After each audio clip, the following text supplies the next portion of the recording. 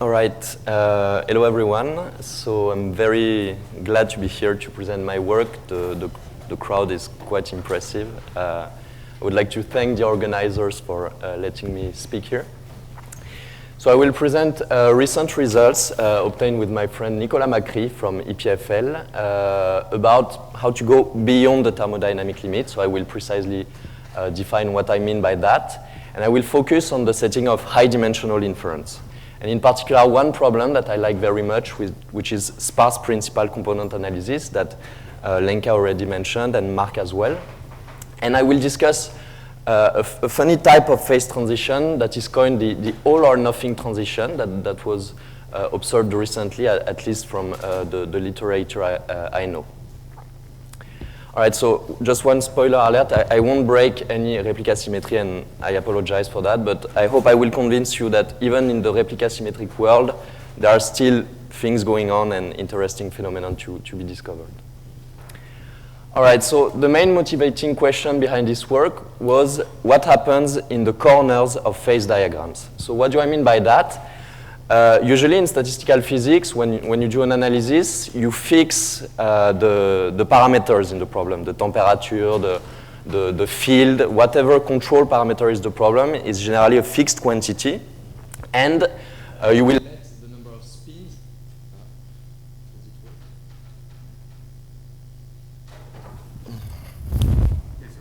Okay.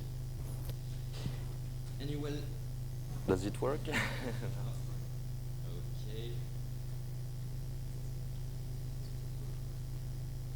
Now? Yes. All right. I will try not to touch it anymore. So you fix these parameters, and at some point you let the number of spins, the number of variables that define your problem go to infinity, and this is the thermodynamic limit. Okay. So in inference, for example, such parameters could be the sparsity level of your signal that you want to infer, or the noise level. And the question is, what happens really close here to the corner? Okay. So one example of a high-dimensional inference problem is linear regression. Okay, so you have access to some observations, which are scalars, which are obtained as random linear projections of some signal x plus additive Gaussian noise, and you want to reconstruct this x, okay, from the knowledge of the w's only. Let's keep in mind, just for simplicity, that x is made of IID components distributed according to some prior. In this case, it is Bernoulli. And rho controls the sparsity level of the signal, okay? So the phase diagram looks like this. Here on the x-axis, you have the sparsity level, and on the y, you have the measurement rate, which is the fraction of measurements, the number of such projections divided by the signal size, the dimensionality of the problem.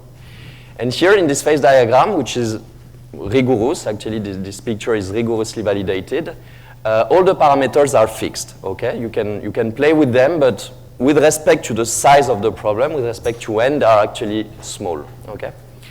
And there is this recent paper by people coming from information theory that wondered what happened in this corner. So I looked at this paper that I found very interesting. And so what they did is the following. They started from an experiment. So they took this theorem that has been recently obtained by my colleagues and myself, and by Galen Reeves and Rip Pfister at the same time, which tells you that the mutual information, which is essentially the free energy, in the context of inference, the free energy is the Shannon entropy of the data, of the measurements, minus some simple term. And so we have this theorem that gives you a simple variational formula for this complicated high-dimensional object. And as a corollary, we also obtain a simple formula for the minimum mean square error. So the minimum mean square error is the best square error that you can aim for. This is the optimal estimator. This is the ground truth. And this best error is given by, again, a simple formula, where this Q star is derived from this formula as the optimizer of the replica symmetric potential. And just notice that here, I rescale the MMSE by the sparsity, okay? Because indeed, if the sparsity of the signal gets smaller, of course, you have many, many zeros. You know that. It's encoded in the prior. You have access to this knowledge. And of course, you will reconstruct most of the zeros. You will just miss the non-zero entries, but still you would have a small error. So you really need this rescaling here for this quantity to be meaningful, okay? And what they did is the following experiment. They took this formula and let rho, the sparsity, decrease and decrease and decrease.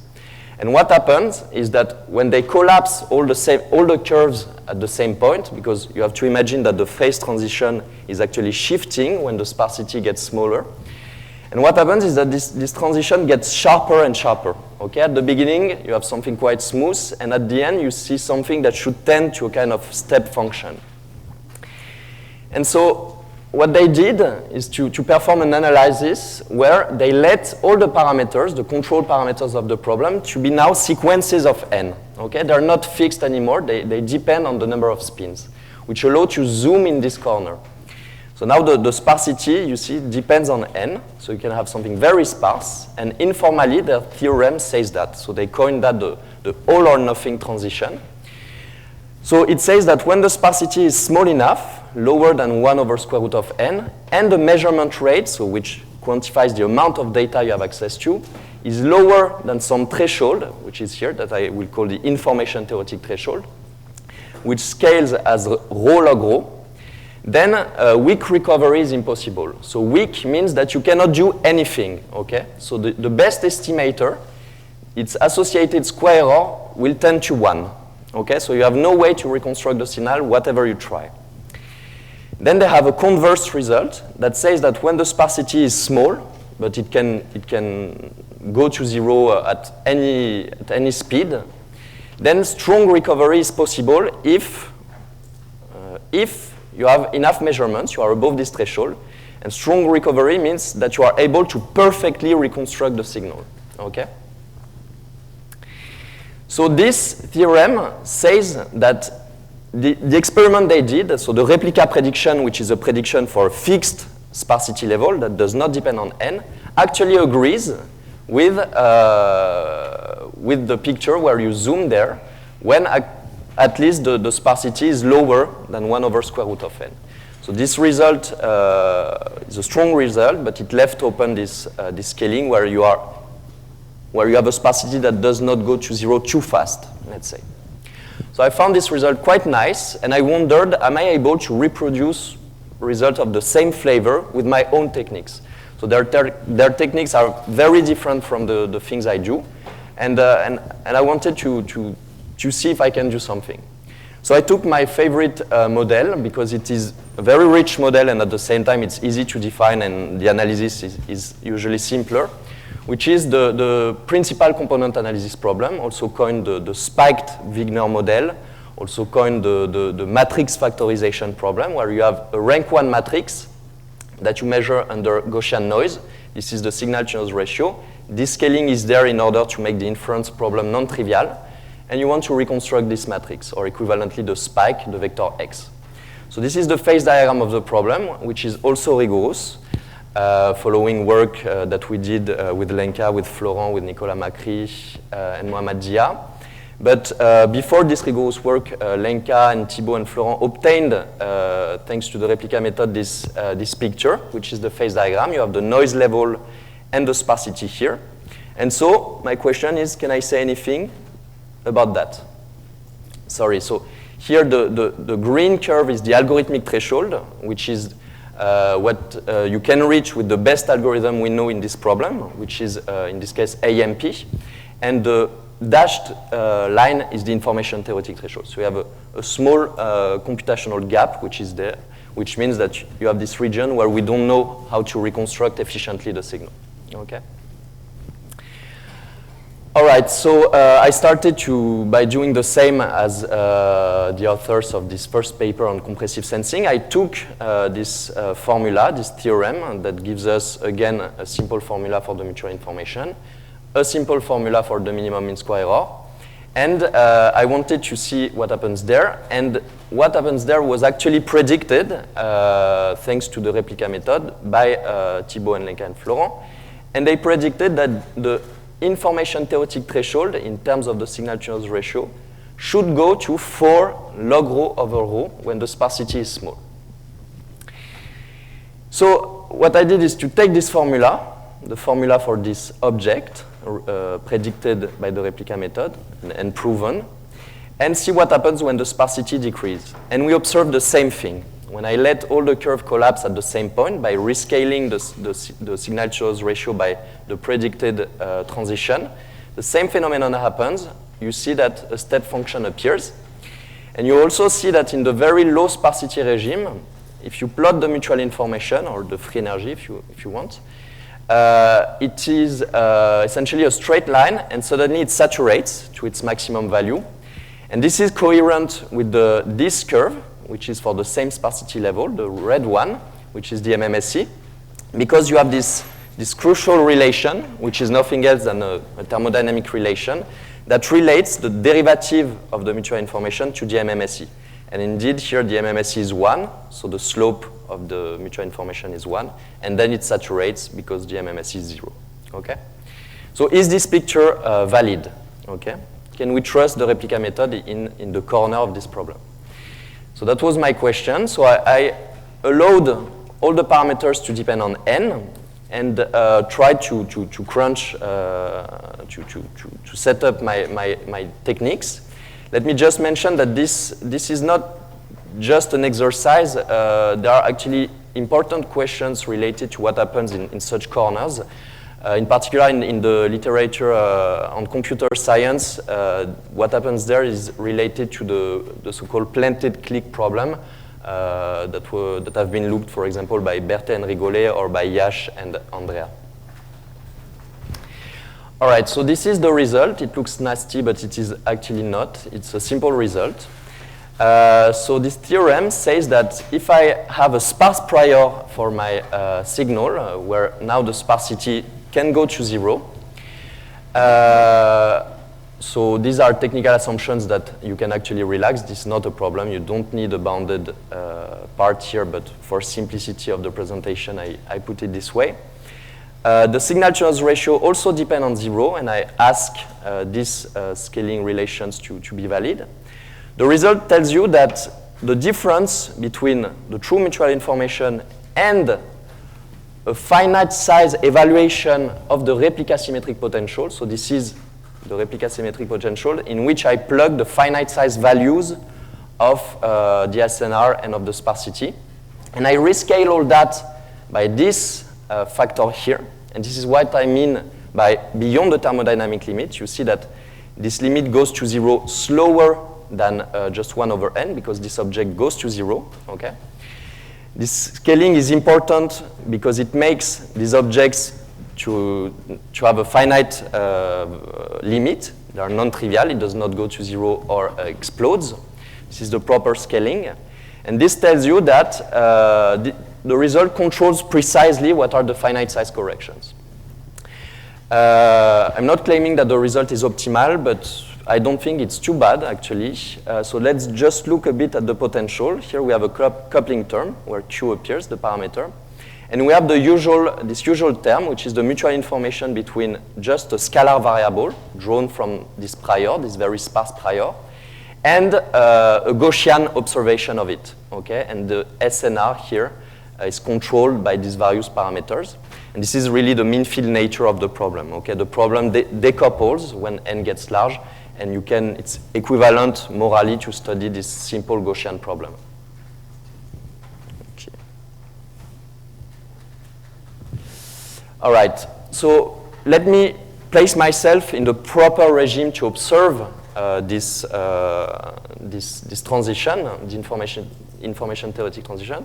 So I will trust Lenka and Thibault and my simulations, and I will place myself in this regime. Okay, so I force lambda to scale in this way with the sparsity.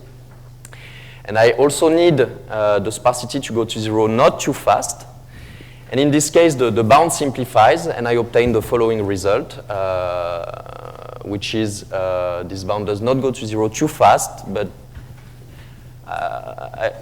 honestly, I don't know how I wouldn't bet that it's very far from optimality, actually, from the techniques that we have.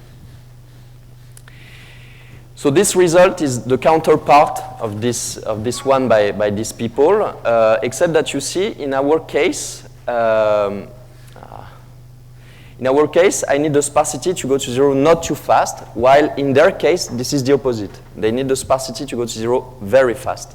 So the two techniques seems complementary in this sense. So, okay, as usual, when n really grows to infinity, simplifications happen. And in this case, if I place myself again around the phase transition by rescaling the lambda by the transition point, so everything is controlled by this constant. What happens is that this potential, with this proper rescaling here, goes to something which is non-trivial, which is this curve, okay, that we observed here. And the MMSE goes to a step function. So this theorem, if you want, validates the presence of this all or nothing transition, which is very peculiar to this setting where you are zooming on the corner where the sparsity is very small. Let me mention that this result is in agreement with a very recent paper that appeared maybe 2 weeks ago by Gamarnik, Jagannath, and Sen, which is called the overlap gap property. So what they did is to study the properties of the maximum likelihood estimator, which is different than what I do. In my setting, I study the properties of the base optimal estimator, of the posterior distribution, if you want. While in their analysis, it's like if they place themselves at 0 temperature, okay? And they studied this estimator in the setting where you first take the thermodynamic limit, as usual in statistical mechanics, and then you look at what happens when the sparsity goes to 0, okay? So this is what we usually do. So in this sense, it's different than what we have here, where we really let this parameter go to 0 with n.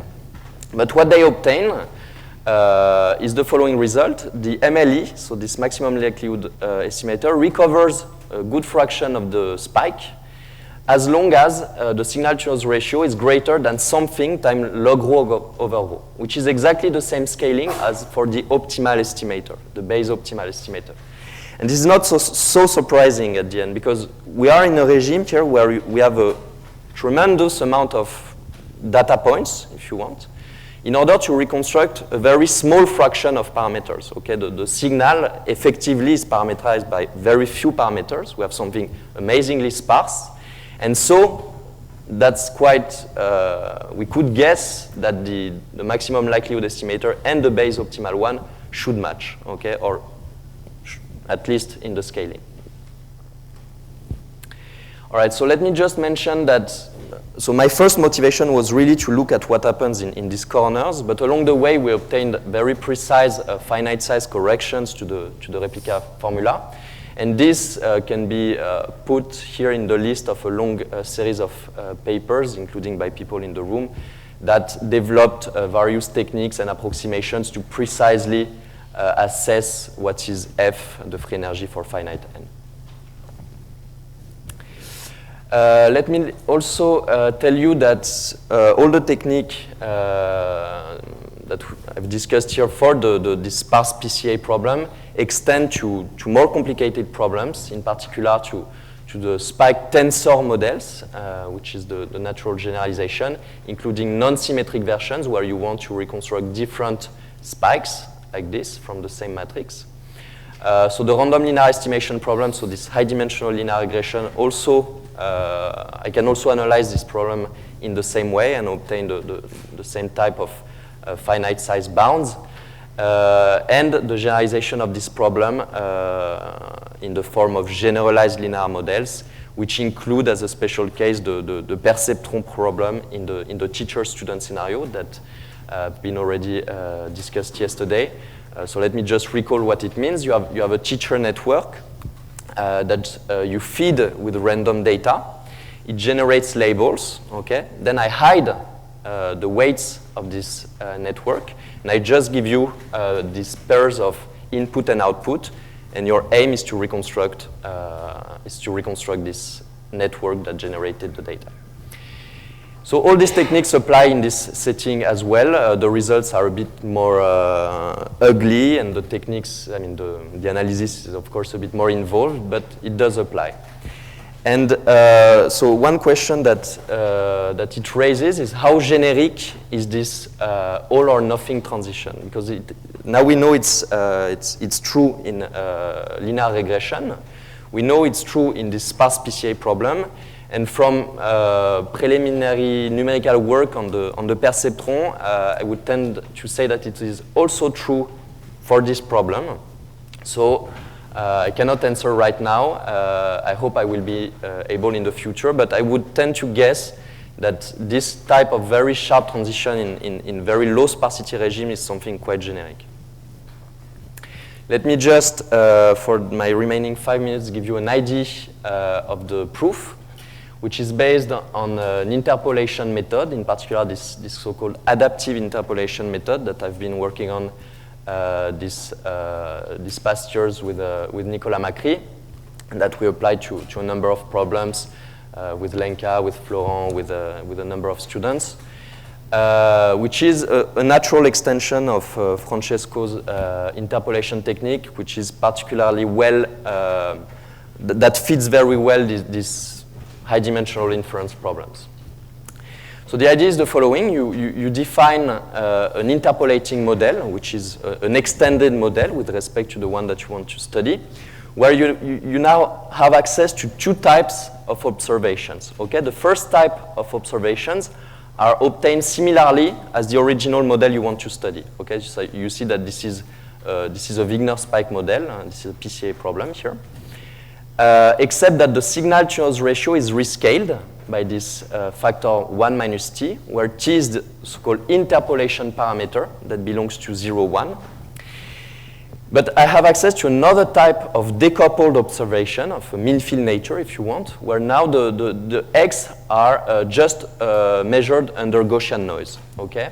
And why we want to do that? Because in the replica formula appears naturally this type of Gaussian problem.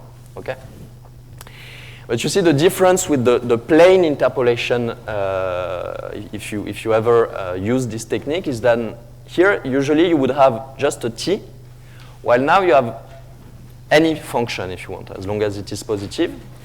And that also depends on a small parameter epsilon that you can think as a perturbation of the model that allows to prove necessary concentration. This concentration is essentially replica symmetry. This parameter is there to prove replica symmetry, if you want. So replica symmetry is true in these problems because you are on the so-called Nishimori line, and you have very peculiar identities that allow to prove that you have no RSB. Okay, you don't have replica symmetry breaking. Okay, so we have this extended model for which I define its mutual information, again, the free energy, which now depends on time and on this perturbation parameter. Okay? And then I do the usual thing. Okay? So I control the two extremes, what happens at time equal to 0 and 1, and I relate them by the integral of the derivative. Very easy. And this object is actually nothing else than the object you want to compute. Okay? You can convince yourself by looking at this model. At time equal to 0, only survive this part. This goes to 0. I'm sorry, I didn't mention that. I require this function to be 0 when time equal to 0, okay, or to be very small. So on the left-hand side, I have this object, and on the right-hand side, by manipulating things and by computing this derivative, I make appear the replica symmetric potential, but evaluated at a special value, which is this function that appears here. And I have a remainder, okay, that I want to control. This remainder, it's called like this because it's what remains between the object you want to compute and the replica symmetric formula. And this remainder depends both on this function and on the overlap. Okay, so think of this big X as the ground truth signal, and this little x is a sample of the posterior distribution for this model. And this Gibbs bracket which is there is the posterior expectation with respect to this model. Okay? And you see that this posterior, of course, depends on time and on epsilon through its dependence in this function. All right, so then what you can do is first to follow a kind of trivial interpolation path, trivial in the sense that you just take a linear dependence in T, like this, and in front of this T, you do not put any thing. You put the minimizer of the potential, okay? So this is what you would do essentially with the usual interpolation. You would have something which is linear in time, okay?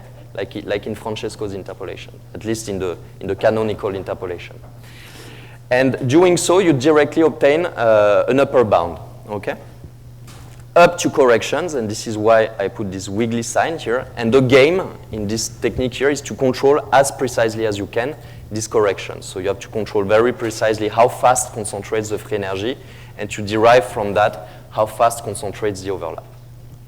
And then the nice part of this technique is that usually to prove such results, you need for one bound this type of interpolation, of linear interpolation, and for the other bound, you usually need for example, the cavity method, the Eisenman-Simstar technique.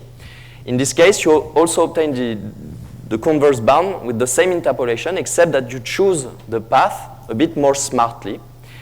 And from the analysis, you see that in order to essentially cancel the remainder and to obtain this bound, what you need is this equation this function to solve this equation, where again this is the expected overlap. But you have to be really careful, because this guy here is a function itself on the interpolating function through its. So what appears here is actually a first order differential equation. So you know it has a solution, and so you can plug it there, and doing so you obtain the lower bound, again up to corrections that you have to precisely control. All right, so just to conclude, replicas are again valid, but in a non-trivial regime where you are very close to the corners of this phase diagram, and I hope that this type of technique can be extended to more generic models. We observed that this interpolation technique allows to very naturally catch, if you are careful in the analysis, the finite size corrections, and hopefully, I believe, quite precisely. It seems that this all or nothing transition is a quite generic phenomenon. How generic it is, I don't know yet. Natural question is, what about more complex models? For example, layered models like Lenka discussed yesterday, out of the Nishimori line, where, for example, in inference, it means that you have a mismatch between the assumed data generative model and the one that really generated the data. And what about algorithms? Can we observe this type of phase transition in the behavior of, for example, approximate message passing, gradient-based techniques? So these are things that are ongoing, and I will stop there. Thank you very much.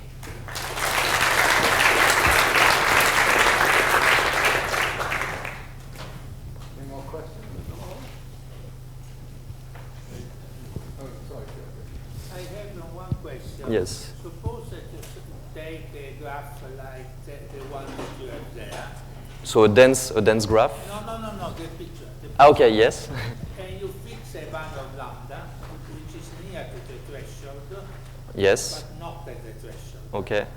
Now, it's clear that depending if you say above or below, Yes. the value of the function will go to 1 or to 0. Exactly. That's what you Yes. say. But do you expect numerically that the correction are 1 over n or exponentially smaller?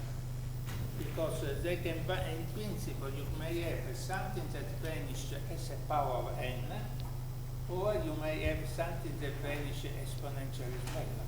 Yes, that's a good question, and I don't have. You have to look to the data, because Yes. if you get 1 over n, one can try to think to use some sophisticated method to compute the 1 over n correction. I see. If the correction is exponentially smaller, Yes. you have to use a large deviation method to do the computation. Yes. I don't have the answer, and from the analysis point of view, I think it's not so easy, because there is one step that I've been a bit fast on it on purpose, which is actually the analysis of this step here. So this is a well-defined analysis problem. There is, I mean, the high-dimensional part has been treated, but the study of how fast is the replica formula going to really its limit is something quite nasty because you have an optimization problems over things that go to 0. I didn't do that. I don't know how to do it cleanly. And from this analysis, I think that would answer, I believe, as a corollary, how fast the error is going to 0 close to the transition. I don't know yet, but that's a very good question. And numerically, I didn't explore that, but I will think about it, yes. Thanks. Okay, well, thank you very much. I think we've very